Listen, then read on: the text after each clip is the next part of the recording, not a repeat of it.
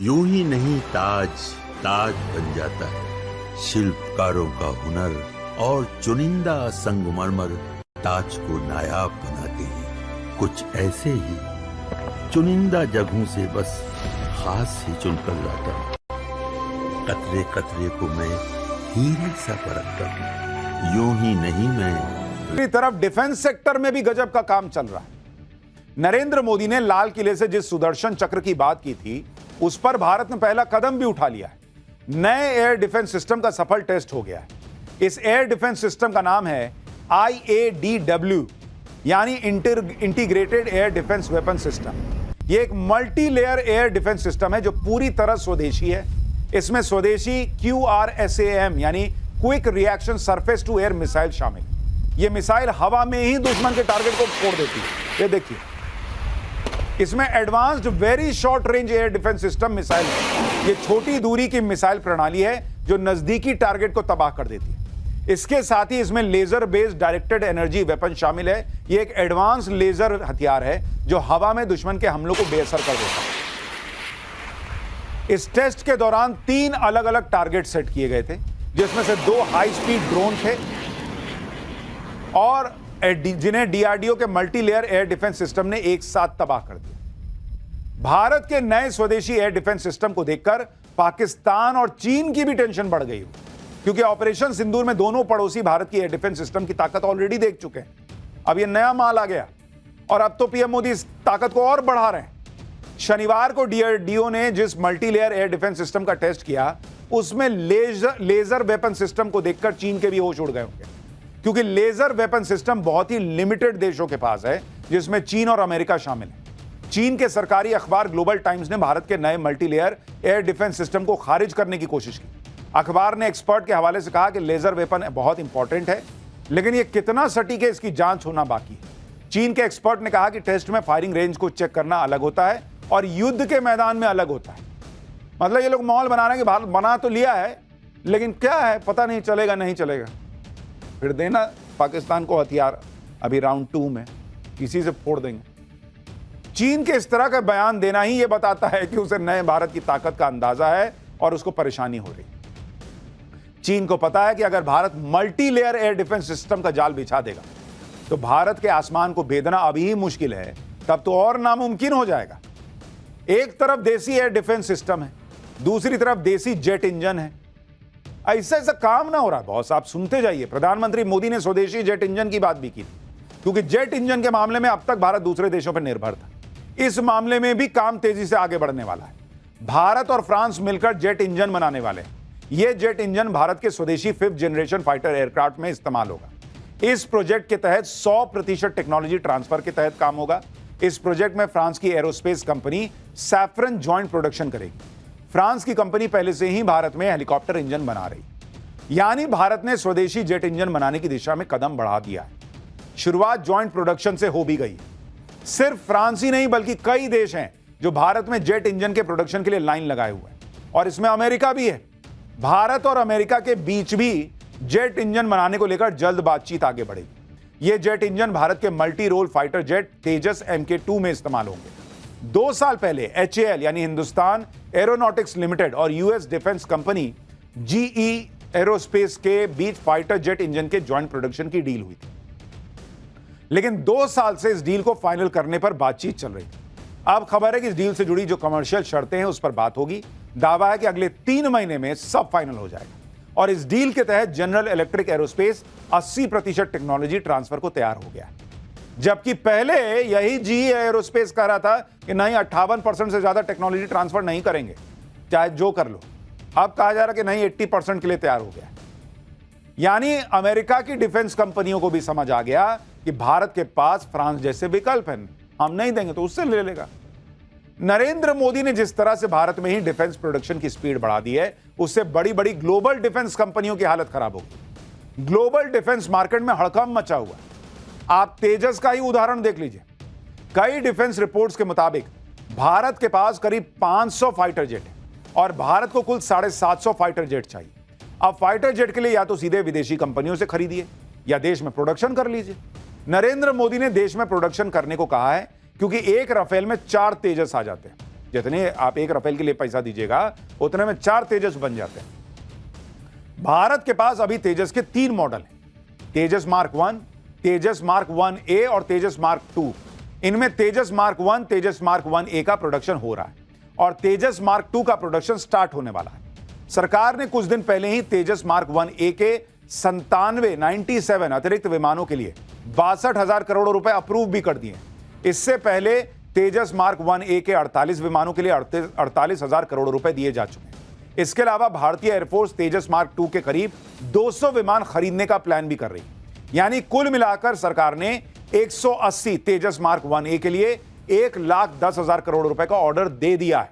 इसका मतलब यह है कि एक तेजस विमान 611 करोड़ रुपए का पड़ रहा है, जबकि विदेशी फाइटर जेट की कीमत औसतन करीब 2,000 करोड़ रुपए के आसपास बैठती है। इधर तेजस को एयरफोर्स में शामिल किया जाएगा, उधर आज दशकों से भारतीय वायुसेना की ताकत रहे MiG-21 फाइटर जेट की विदाई का वक्त भी आ गया। आज air force chief air chief marshal AP Singh ने आखिरी बार MiG-21 उड़ाया।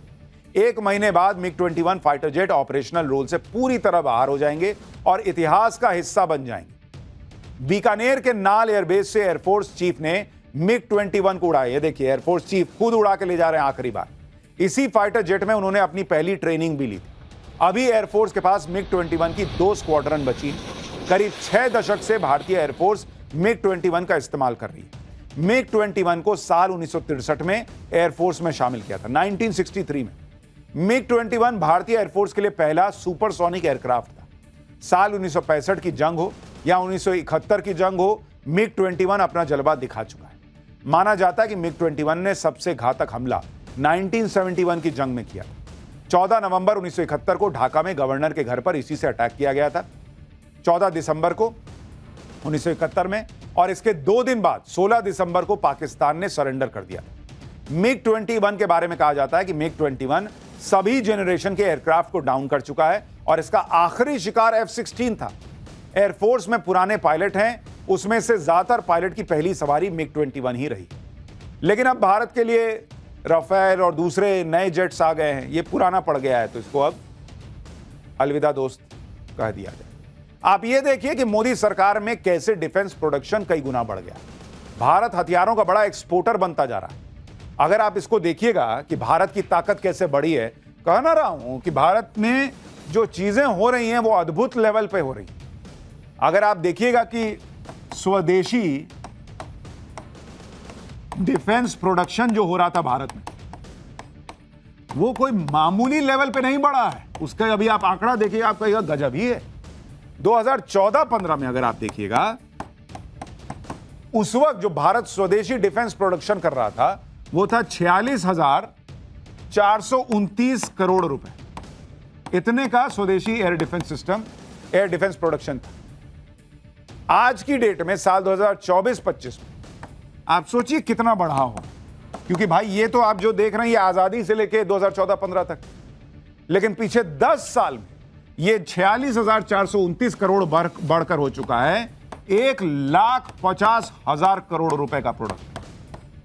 1,50,000 करोड़, ऑलमोस्ट 3 गुना बढ़ गया बॉस, 2 गुना, 224% का जंप है ये, 224%। इसी तरह अगर आप डिफेंस एक्सपोर्ट देखिएगा, अगर आप इसको देखिएगा, डिफेंस एक्सपोर्ट जो भारत पहले करता था और आज की डेट में कर रहा है, आपको पता चल जाएगा कि चीजें कहां जा रही हैं और भारत कैसे तरक्की कर रहा है। 2013-14 में भारत कितना डिफेंस एक्सपोर्ट कर रहा था? 686 करोड़। समझ रहे हैं? 1000 करोड़ भी नहीं था बॉस। आज की डेट में अगर आप देखिएगा 2024-25 में, तो ये बढ़कर 23,622 करोड़ पहुंच गया, यानी 34 गुना ज्यादा। तो ये भारत की ताकत है। और इसीलिए अभी नई रिपोर्ट भी आई है, वो भी कह रही है कि भाई हम लगा दिया, ट्रंप ने टैरिफ लगा दिया, भारत की गति नहीं रुकने वाली है। और नरेंद्र मोदी इसी में लगे हुए हैं। राहुल गांधी वोट चोर गद्दी छोड़, बच्चा लोग कान में आके बोल रहा है, उसी में बिजी। नरेंद्र मोदी जो मंत्र फूक रहे हैं, उससे देश की इकोनॉमी रॉकेट बनी। पाठशाला में अगला चैप्टर भी आपको दिखाता हूं। क्या भारत से भिड़कर पछता रहे हैं ट्रंप? मोदी से डील करने किसे भारत भेज दिया? अमेरिका के बाद अब बांग्लादेश से सट रहा पाकिस्तान। मुनीर कौन सी नई साजिश रच रहा है?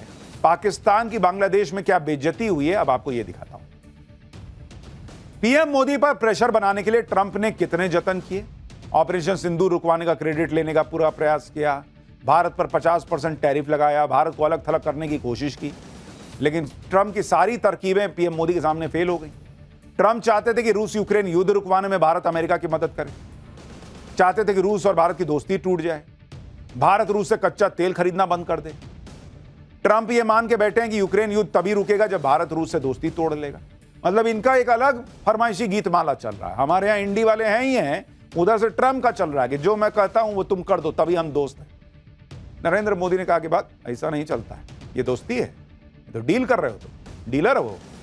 पीएम मोदी ने ट्रंप के बयानों और टैरिफ वाली धमकियों का कोई डायरेक्ट जवाब ही नहीं दिया, बल्कि ऐसा दिखाया कि जैसे ट्रंप की बातों का कोई लोड नहीं ले रहा। ट्रंप और पिनपिना गया और अब उसकी पिनपिनाहट का राज खुल गया। रूस यूक्रेन युद्ध नहीं रुकवा पाने से ट्रंप झल्ला रहे, दुनिया का ध्यान बांटने के लिए भारत को निशाना बना रहे हैं। लेकिन यहां भी ट्रंप को निराशा ही हाथ लगी, क्योंकि भारत आज वो ताकत है जिसे हर तरह की धमकियों से या किसी तरह की धमकियों से फर्क नहीं पड़ता। अब ट्रंप के सामने ऑप्शन बहुत कम होते जा रहे हैं। धमकियों और भड़काऊ बयानों से ट्रंप ने भारत और अमेरिका के रिश्तों को डेंट तो पहुंचा दिया, लेकिन फायदा कुछ खास तो हुआ नहीं। अब ट्रंप ने अलग दांव चला। ट्रंप ने भारत में नए अमेरिकी राजदूत की नियुक्ति कर दी। जनवरी 2025 से भारत में कोई अमेरिकी राजदूत नहीं था। क्या ट्रंप को समझ आ गया है कि भारत के साथ संबंध बिगाड़कर उन्होंने गलती की है, और इसी को सुधारने के लिए लगभग 7 महीने बाद भारत में अमेरिकी राजदूत की नियुक्ति की है? वो आदमी कौन है जिसको ट्रंप भेज रहे हैं? क्या वो भारत से रिश्ते सुधार पाएगा? आप ये भी देखिए कि ट्रंप ने भारत पर दबाव बनाने के लिए भारत के दुश्मन पाकिस्तान को पुचकारना शुरू किया, जिससे पाकिस्तान हवा में उड़ने लगा। लेकिन अब पाकिस्तान फिर से पुरानी स्थिति में आ रहा है। बांग्लादेश से लेकर जापान तक पाकिस्तान की भयंकर बेइज्जती कर रहे हैं। कुल मिलाकर पीएम मोदी के खिलाफ जो माहौल बनाने की कोशिश थी, भारत के खिलाफ माहौल बनाने की कोशिश थी, वो कोशिश औंधे मुंह गिरती दिख रही है। क्या हुआ है पाकिस्तान के साथ? ट्रंप ने किसको भारत भेजा है? बांग्लादेश से पाकिस्तान क्यों सट रहा है? बांग्लादेश ने क्या बेइज्जती की मुनीर की, पाकिस्तान की? सब दिखाऊंगा, पहले एक ट्रेलर देखिए।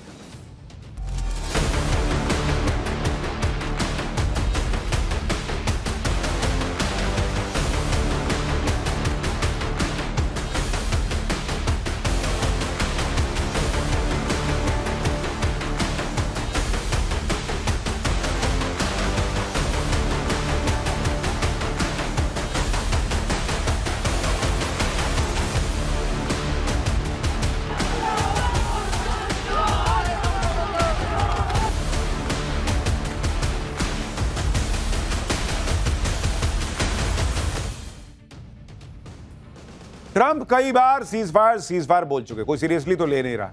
तो अब अमेरिका के उपराष्ट्रपति जेडी वेंस ने मोर्चा संभाला है। जेडी वेंस ने भारत के ऊपर टैरिफ लगाने के पीछे की असली वजह का खुलासा किया। एक इंटरव्यू में बोले कि राष्ट्रपति ट्रंप रूस और यूक्रेन युद्ध खत्म करना चाहते हैं और इसके लिए भारत पर सेकेंडरी टैरिफ लगाने जैसे अग्रेसिव कदम उठाए गए। इससे रूस की इकोनॉमी पर असर पड़ेगा। तेल वाली इकोनॉमी के दम पर रूस के लिए अमीर बनना कठिन हो जाएगा। यानी अब अमेरिका खुलकर यह मान रहा है कि भारत पर टैरिफ लगाने की असली वजह ट्रंप की नाकामी है। यानी ट्रंप का यह दावा है कि वो 24 घंटे में रूस यूक्रेन युद्ध रुकवा देंगे, और वो जो दावा था वो हवाई था। ट्रंप ने भारत पर दबाव बना के देख लिया, धमकियां देके देख लिया, कोई फर्क तो पड़ा नहीं। तो अब उन्होंने नया एम्बेसडर भारत भेजने का प्रयास किया है, वहां नया एम्बेसडर नियुक्त किया। ट्रंप ने सर्जियो गोर को भारत में अमेरिका का राजदूत बनाया। ट्रंप ने कहा, यही वो भाई साहब, ये बताते हुए खुशी हो रही है कि सर्जियो गोर भारत गणराज्य में हमारे अगले राजदूत होंगे। सर्जियो गोर दक्षिण और मध्य एशियाई मामलों के विशेष दूत के तौर पर भी काम करेंगे। ट्रंप ने कहा कि सर्जियो गोर एक शानदार मित्र हैं और उनके चुनाव अभियान के दौरान जमकर उन्होंने काम किया। सर्जियो गोर ने ट्रंप प्रशासन में 4000 लोगों की नियुक्ति में अहम भूमिका निभाई। सर्जियो गोर से पहले एरिक गार्सेटी भारत में अमेरिकी राजदूत थे। जनवरी 2025 से भारत में कोई अमेरिकी राजदूत नहीं था। अब ट्रंप ने अपने भरोसेमंद, इतने करीबी सर्जियो गोर को भारत में एम्बेसडर बना के भेज दिया। कुछ तो वजह होगी। ट्रंप ने सर्जियो गोर को भारत में अमेरिका राजदूत क्यों बनाया?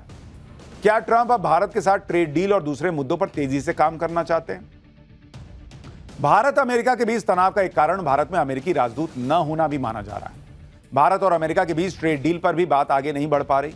राष्ट्रपति ट्रंप के एजेंडे को लागू करना सर्जियो गोर की पहली प्राथमिकता हो। ट्रंप का एजेंडा शुरू से ही भारत के साथ ट्रेड डील करने का रहा है, लेकिन पीएम मोदी भारत के हितों को ध्यान में रखते हुए काम कर रहे हैं।